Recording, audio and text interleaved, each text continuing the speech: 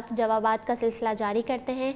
जी अमजद साहब, ये बताइएगा कि हम आईटी में आने के लिए हमें प्रॉपर एजुकेशन की ज़रूरत होती है या फिर जो शॉर्ट कोर्सेज़ वगैरह होते हैं वही हेल्पफुल साबित होते हैं?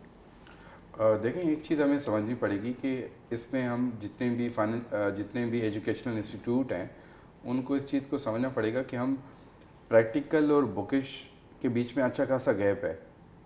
न सिर्फ आईटी लेकिन हर फील्ड में जो प्रैक्टिकल हम लोग करवाते हैं और जो बुक में हम लोग पढ़ते हैं उसके बीच में अच्छा खासा डिस्टेंस है। सबसे पहले तो वो हमें कवर करना पड़ेगा, चाहे आपकी 4 ईयर एजुकेशन हो, 2 ईयर एजुकेशन हो, चाहे आपका शॉर्ट कोर्सेज हों। इसमें 4 ईयर एजुकेशन जहाँ तक मैं समझता हूँ 4 ईयर एजुकेशन मैंडेटरी नहीं है।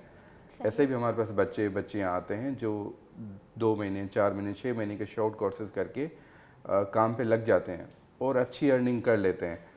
तो पॉइंट इस कि जितना आप प्रैक्टिकल होंगे उतना आप क्लोज़र टू अर्निंग होंगे और बेटर अर्निंग की तरफ आप जा चुके होंगे। ऐसे भी कुछ स्टूडेंट हैं जो कि 4-4, 6-6 साल की एजुकेशन पूरी करके आते हैं लेकिन उनको जॉब्स नहीं मिलती। ऐसे भी कुछ स्टूडेंट हमारे पास आते हैं जिनका 6 महीने का कोर्सेज होते हैं लेकिन वो अच्छी जॉब्स पे काम कर रहे होते हैं।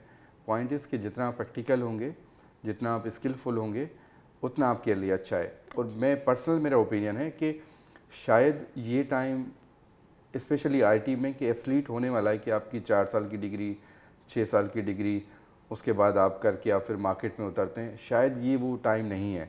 सही। आपको जल्दी वेल इक्विप्ड होना पड़ेगा, 6 महीने में, 1 साल में, 8 महीने में वेल इक्विप्ड होने पड़ेगा। ऐसे कोर्सेज आपको लॉन्च करने पड़ेंगे जो आपको ज़्यादा जल्दी शार्प करें, ज़्यादा जल्दी इक्विप करें और आप फ़ौरन मार्केट में आ जाए।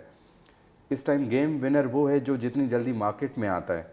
गेम विनर वो नहीं है कि जो कि 6 साल की डिग्री करके 6 साल के बाद मार्केट में आएगा। गेम विनर वो है कि जो जल्दी इक्विप्ड होकर मार्केट में आता है और 6 साल का, 5 साल का एक्सपीरियंस लेके फुली इक्विप्ड हो जाता है। तो बेहतर ये कि आप जल्दी से शॉर्ट कोर्सेज करें, अपने आप को वेल प्रिपेयर करें, जो लेटेस्ट टेक्नोलॉजीज़ हैं, जो ठीक है, स्किल्स हैं वो सीखें और वो फिर इस सीखें फील्ड में आए। और आप आ जाएं।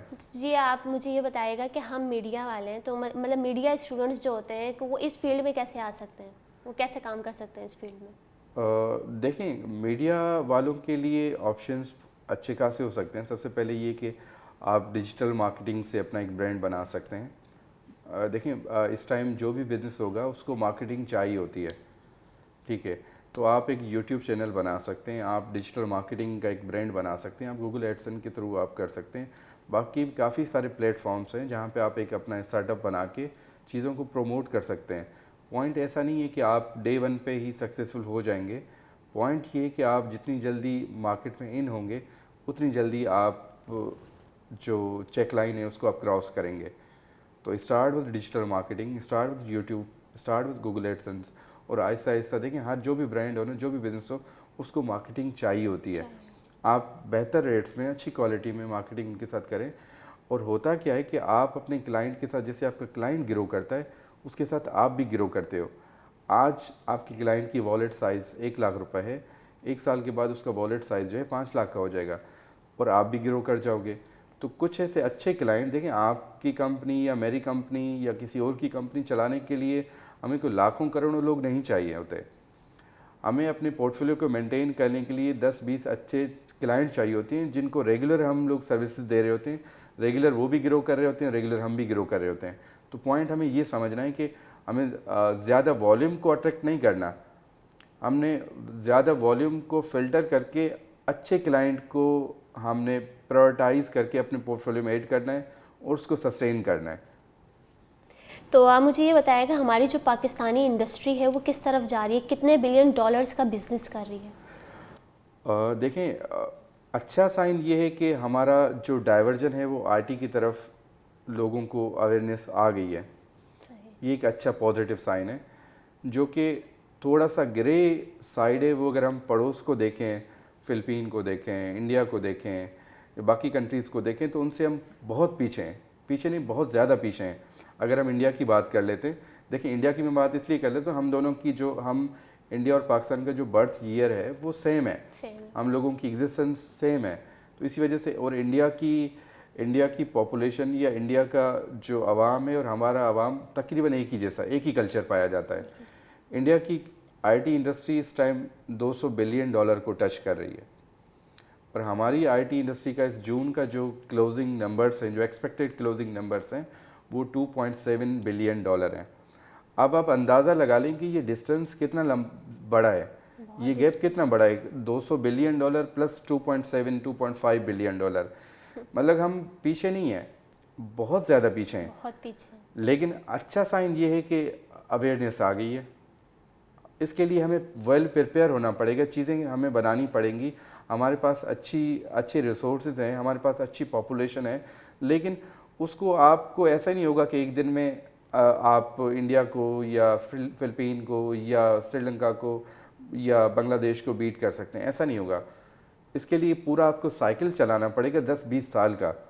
आप सिंपल मैं कैलकुलेशन बताऊं रफली, ये आसिफ पीर साहब ने भी कोट किया था अपने इंटरव्यू में, आसिफ पीर जो सिस्टम्स के सीईओ हैं, कि अगर $1 बिलियन जनरेट करने के लिए आपको कम से कम 1 मिलियन आपके रिसोर्सेज, एक्सपर्ट रिसोर्सेज चाहिए, तो डिमांड एंड सप्लाई का बीच में काफ़ी गैप आ जाता है। जितनी हमें मार्केट में डिमांड है आईटी के एक्सपर्ट्स की, यूनिवर्सिटीज और इंस्टीट्यूट उस लेवल पे वो प्रोड्यूस नहीं कर पा रहे। अगर आपने नंबर्स अच्छे अचीव करने, तो आपको पीछे से वो रिसोर्सेज भी उस तेज़ी के साथ जनरेट करने पड़ेंगे। आपकी यूनिवर्सिटीज़, आपके इंस्टीट्यूट, आपके कॉलेजेट जितने भी हैं, उसको उस तेज़ी से सिर्फ रिसोर्सेज नहीं, अच्छे रिसोर्सेज प्रोड्यूस करने पड़ेंगे, तब जाके। और ये देखें, जो नंबर्स का गैप है, ये कोई 1-2 साल में नहीं पूरा होगा। जिस टाइम हमारी नॉर्मल ऑर्गेनिक ग्रोथ चल रही है, वो इस टाइम 30 और 40% के बीच में चल रही है। अगर 30 और 40% को हम लोग कैलकुलेट कर लें, अगर मैं बिल्कुल आसान करके बताऊं, तो आइंदा 5 सालों में, 10 सालों में हम कोई 10 बिलियन को टच करेंगे या 8 बिलियन को टच करेंगे, ठीक है। तो ये ऑर्गेनिक ग्रोथ जिस पेस से इंडस्ट्री खुद जा रही है, लेकिन अगर आपने इसको अच्छा पेस देना है, आपने इसको अच्छे ट्रैक पे लगाना है, तो आपने रिसोर्सेज अच्छे प्रोड्यूस करने होंगे और उसको एक पेस उसका बढ़ाना पड़ेगा, तब जाके आप नंबर्स को बीट कर सकते हैं। तो आप मुझे ये बताइए कि आप पाकिस्तानी आईटी इंडस्ट्री को कहाँ देखते हैं इन फ्यूचर? मैं कोई बड़ी बात नहीं करूँगा, लेकिन जो प्रैक्टिकल बात है वो ज़रूर शेयर करूँगा, ताकि हमें अपनी जो स्टैंडिंग है उसका भी पता होना चाहिए। सही। हम लोग इस टाइम 2-3 चीज़ों में थोड़ा सा पीछे हैं। एक चीज़ तो ये है कि हमारे पास वो इंफ्रास्ट्रक्चर अभी तक डेवलप नहीं हुआ जो कि आईटी को मिलना चाहिए। चाहे वो मैक्रो लेवल की बात करूँ, चाहे वो फाइनेंशियल इंफ्रास्ट्रक्चर हो, या गवर्नमेंट के हिसाब से हो, या आपका एजुकेशनल हिसाब से हो, मतलब कहीं ना कहीं पे अभी भी लूप होल्स हैं, ठीक है। अच्छी बात यह है कि अवेयरनेस आ गई है, लेकिन इस सारे के सारी चीज़ों को, अभी ये डॉट्स हैं, इनको हमें कनेक्ट करना पड़ेगा। एक प्रॉपर, एक डिसिप्लिन, एक कंपोज तरीके से पूरा रोड में बनाना पड़ेगा, ठीक है, जो कि आगे वाले 5, 8, 10 साल के बाद उसका रिजल्ट जो है वो रिफ्लेक्ट होना शुरू हो जाएगा। मुझे उम्मीदें बड़ी अच्छी हैं, जो वाइब्स आ रही हैं वो बड़ी अच्छी आ रही हैं, लेकिन इतनी जल्दी दिख नहीं रही। वैसे भी लोगों का जो रुझान है ना वो आईटी की तरफ अब मैंने देखा है कि बढ़ने लग गया है। लोग फ्रीलांसिंग भी करने लग गए हैं पार्ट टाइम में।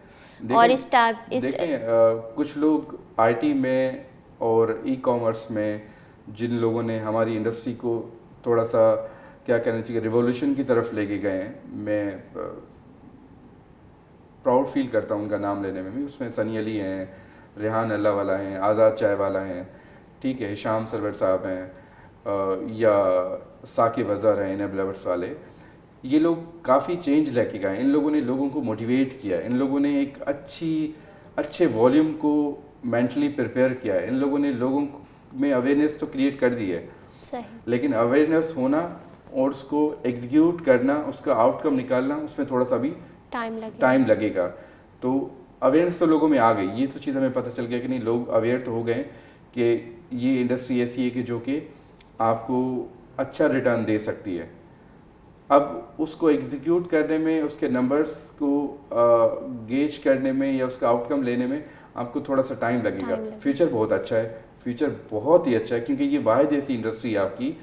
देखें, बाकी भी हम एक्सपोर्ट करते हैं, गवर्नमेंट आपने अक्सर सुना होगा कि भाई एक्सपोर्ट करें, सही है।